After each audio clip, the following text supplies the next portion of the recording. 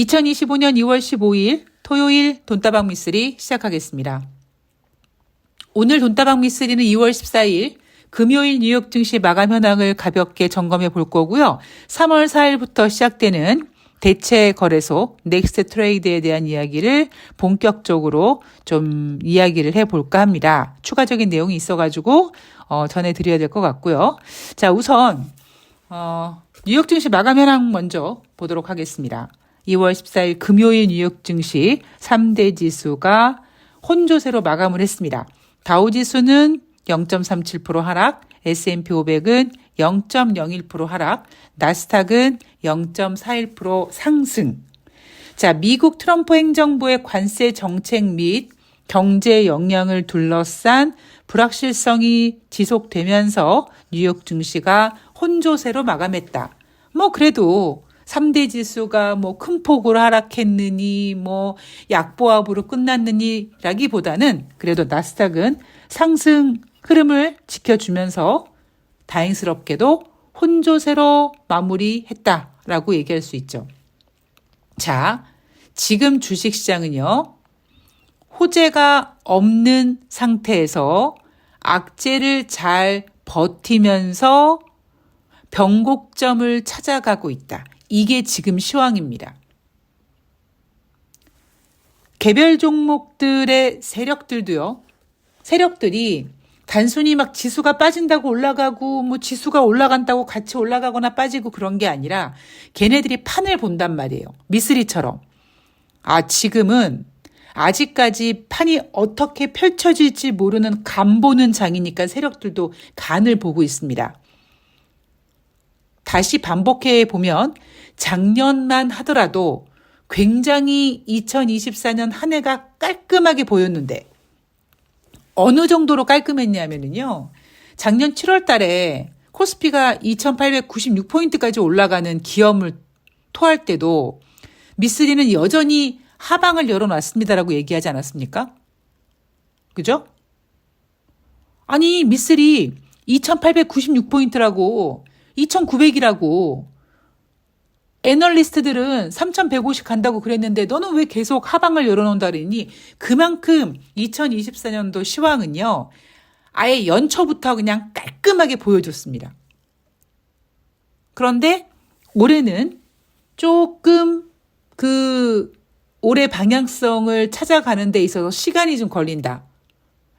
빠르면은 다음 주 혹은 다다음 주가 되거나 아니면 3월 달까지 넘어가야 되는데 그 이유가 뭐냐면 지금 트럼프 때문에 그렇습니다.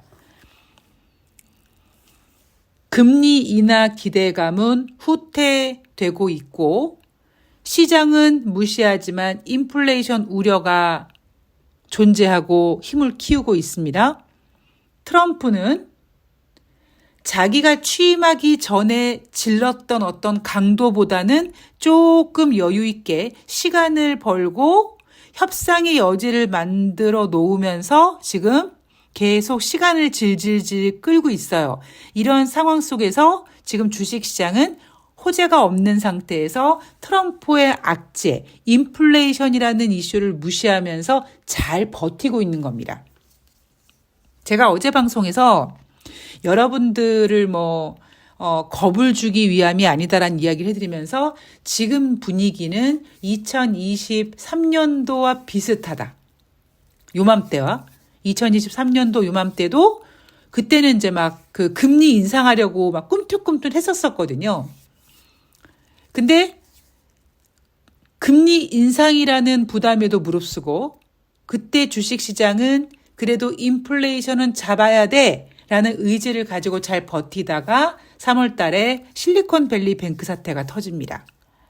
저는 올해 변곡점을 보이게 될 3월 달에 과연 어떤 재료가 어쩌면 호재일 수 있고 악재일 수 있는데 제가 봤을 때는 호재보다는 시장을 한번 물갈이하는 재료가 나올 가능성이 있지 않을까라고 조심스럽게 보고 있습니다. 자, 어쨌든 지금 주식시장은 호재가 없는 상태에서 악재를 그나마 잘 버티고 있다. 이날 발표된 경제지표가 1월 달 미국의 소매 판매였습니다. 자, 소매 판매라는 경제지표는 인플레이션 지표에는 포함이 되지 않습니다만 소비 국가인 미국에서는 어떤 경제 동향이나 상황을 파악할 수 있는 굉장히 중요한 지표 중에 하나입니다. 자, 1월 달 미국의 소매 판매 시장 예상치는 전월 대비 0.2% 감소를 예상했습니다만 전월 대비 0.9% 감소, 꽤 큰 폭의 감소세를 보였습니다. 이렇게 되면 미국 소매 판매 감소됐으니까 미국 경기 안 좋은 거 아니야? 아니면 지난주에 소비자 물가지표, 생산자 물가지표 모두 잘 나왔는데 그래서 인플레이션이 걱정된다고 했는데 소매 판매 못 나온 거 보니까 인플레이션 걱정 안 해도 되는 거 아니야? 이렇게 단면적인 해석보다는 지난 겨울 한파, 이젠 벌써 이제 지난 겨울이라는 표현을 쓰게 되네요. 자, 겨울 한파와 로스앤젤레스의 대형 화재로 인해서 그 산불로 인해서 약간 일시적인 현상일 수도 있다라고 일단 퀘스천 마크를 걸어놓고 계속 우리가 확인해 가면 됩니다. 자, 지금 주식시장을 또렷이 방향성을 보이지 못하게 하는 바로 트럼프. 백악관에서 열린 행정명령 서명 행사에서 기자가 물어봅니다. 저기 대통령, 수입 자동차 관세 도입 일정에 대해서 얘기 좀 해주쇼 하니까 트럼프가 maybe 아마도 4월 2일쯤 세상 얄밉죠. 하겠다는 거야 말겠다는 거야. 지난번 멕시코 25% 관세도 한 달 뒤로 밀어놨습니다. 지금 오늘이 2월 중순이잖아요. 뭐 이제 다음 주에 이제 뭐 소비자 심리 지수라든가 뭐 기타 지수 또 주택 지표 이렇게 체크하고 월화수목금 보내고 어이구 2월 말일이에요. 벌써 2월이 가요 하면 3월이거든요. 그럼 3월 되면 분위기가 바로 3월 달 FOMC로 넘어가게 되고 이제 그러면 2월 중순에 한 달 연기했던 멕시코 25% 부가 관세가 다시 이제 부각될 가능성이 있고요.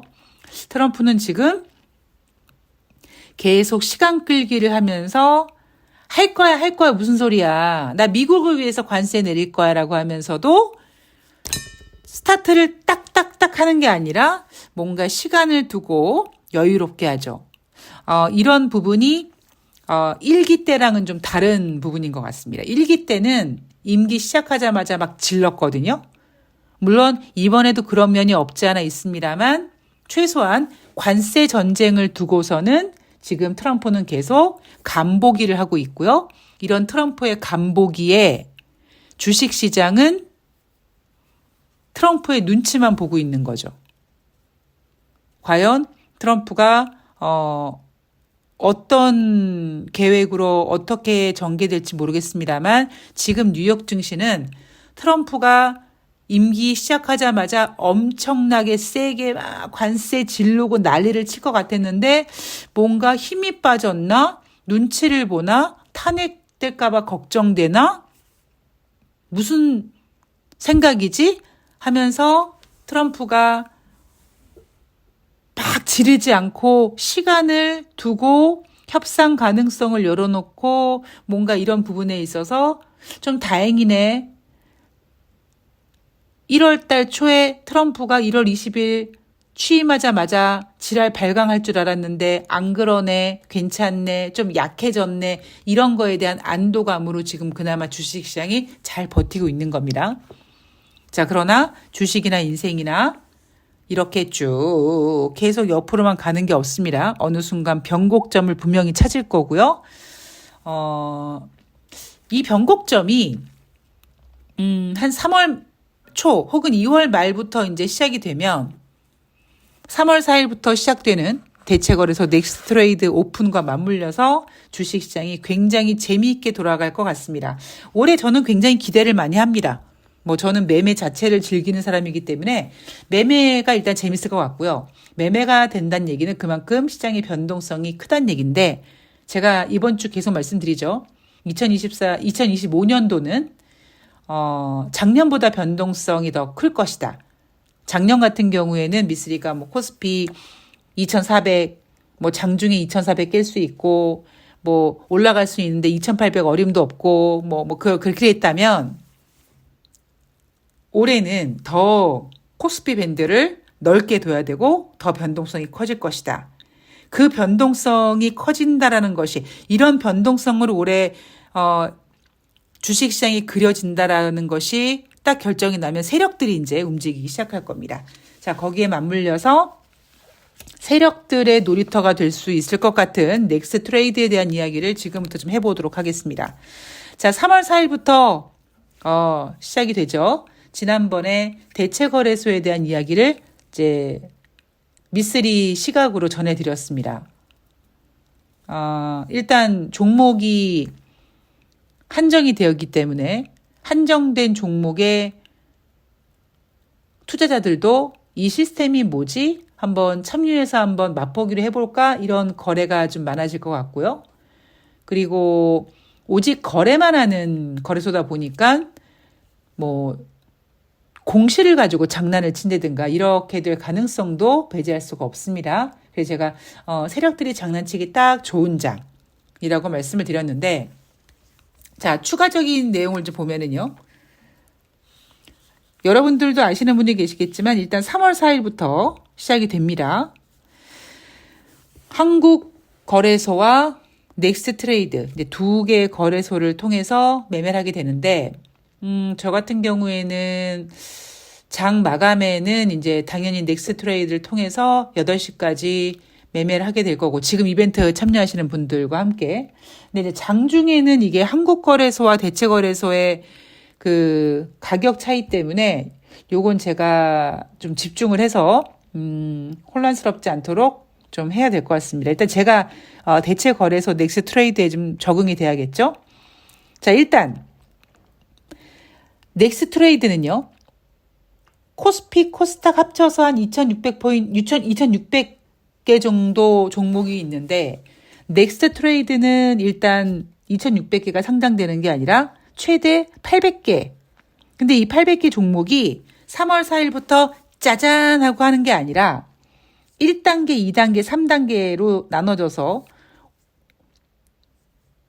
단계가 아니죠. 1주차, 2주차 이렇게 나눠져 가지고 첫 거래 종목은 10개 종목으로 정해졌습니다.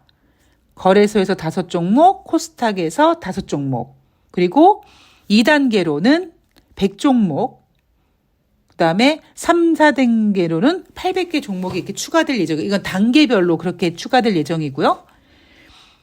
1, 2주 차에는 10개, 3주 차에는 110개, 4주가 되면은 410개, 5주 차가 되면은 800개. 그러니까 3월 4일부터 시작되니까 한 4월 중순 정도 되면은 이제 800개 종목이 대체거래소에서 매매가 된다라는 거죠.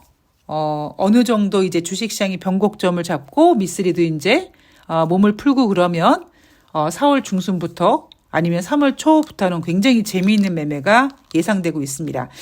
자, 1단계 대체거래소에서 오픈을 하자마자 딱 화면에 보이는 5개 종목, 코스피는 롯데쇼핑, 제일기획, 코오롱인더스트리, LG유플러스, S-오일. 나름대로 뭐 우량한 회사고요. 개인들이 좋아하는 종목들도 있고요. 그다음에 코스닥 같은 경우에는 골프존, 동국제약, SFA, YG엔터테인먼트, 컴투스입니다. 코스닥 볼만할 것 같습니다. 예, 아주 흥미진진한 종목들이 1단계로 시작을 하고요. 2단계는요. 코스피 같은 경우에는 강원랜드, 녹십자, 농심, 대상, 삼성증권, 신세계, NC소프트, 이마트, 그리고 코스닥 같은 경우에는 네오위즈, 메일유업, 메디톡스, CJ E&M 등 50개 종목이 추가돼서 거래소에서 50개, 코스닥 50개, 이렇게 2단계에서는 100개 종목이 열린다고 합니다. 자, 3, 4단계 종목은 이제 그 넥스트 트레이드 홈페이지에 공개될 예정인데 아직까지는 공개가 안 된 것 같습니다. 장이 이제 시작이 되면 3월 4일부터 넥스트 트레이드가 오픈이 되면 뭔가 고객들을 꼬시는 호객행위가 필요하죠. 그래서 3월 4일부터 4월 30일까지 모든 거래에서 거래 수수료가 면제된다고 합니다. 단순히 저처럼 매매를 즐기는 사람들도 있지만 여기 1단계, 2단계 올라온 종목들 봤는데 나는 롯데쇼핑, 제일기획 이런 거 매매 안 하는데 왜 삼성전자는 상장 안 되는 거야? 이렇게 종목을 보시는 분들도 계세요. 근데 그런 분들은 좀 기다리셔야 될 것 같고, 근데 저처럼 이제 매매를 즐기는 사람은 오히려 3월 4일부터 4월 30일까지 거래소 수수료 면제되는 기간 동안 빨리 판을 읽어야 되겠죠. 자, 증권사 같은 경우에는 3월 4일부터 넥스트 트레이드 프리마켓, 그러니까 9시 전에 8시부터 8시 50분까지 열리는 프리마켓, 3시 30분부터 8시까지 열리는 애프터마켓 모두 참여하는 증권사는 15개 증권사입니다. 증권사들이 빨리빨리 참여를 해서 시스템을 빨리 적응시켜야 돼요. 그래야지 고객들이 유출이 안 됩니다. 13개사는 프리와 애프터마켓에서만 참여하거나 9월 달부터는 이제 전체를 참여한다고 하고 4개 증권사는 9월부터 전체 시장에 참여한다고 합니다. 얘네들이 증권사 애들이 이제 돈을 좀 들여가지고 자동 주문 전송 시스템 SOR이라는 거를 구축해야 되는데 요게 이제 에러도 날 수 있고 하다 보니까 테스트도 계속 해야 되고 해서 좀 대형 증권사 같은 경우에는 빨리빨리 참여해서 고객들 유출을 방지하고 시스템의 안정을 구축하기 위해서 미리 준비를 하는 것 같고요. 여러분들 아마 HTS 프로그램 키면 우리 증권사는 뭐 우선 체결 어쩌고 해가지고 아마 공지 보셨을 겁니다. 자, 저는 개인적으로 굉장히 기대되는 시장입니다. 기대가 된다라는 건, 제가 기대가 된다라는 거는 그만큼 살벌하다는 얘기입니다. 저는 아마 공시 가지고 장난을 많이 치지 않을까라는 생각을 좀 하는데, 일단 제가 프리마켓, 애프터마켓, 그다음에 장중에 넥스트 트레이드 시스템에 빨리 적응하고 한국거래소와의 어떤 그 차이점 뭐 이런 것들을 빨리 확인해서 빨리 제가 적응을 해야지만 저도 포함해서 이벤트 하시는 분들 그리고 돈다방 미쓰리를 통해서 좀 궁금해 하시는 분들에게 빨리빨리 정보 같은 거를 좀 전해드릴 수 있을 것 같습니다. 자, 역시 사람은요, 아프면 병원에 가야 됩니다. 회복이 됐다고 생각을 했는데 뭔가 회복되지 않는 그런 느낌적인 느낌.